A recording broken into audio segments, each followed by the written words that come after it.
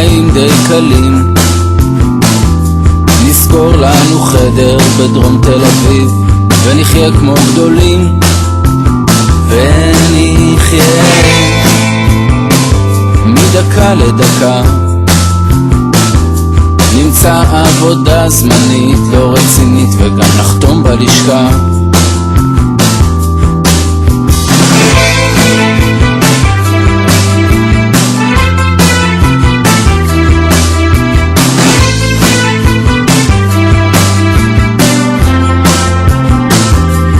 אולי גם תמצא איזה נושא לכתיבה,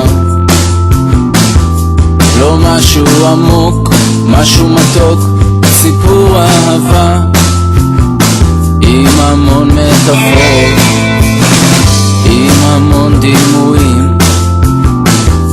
הגיבור יהיה שיכור כמו שאתה בחיים, שאתה בחיים, שאתה בחיים.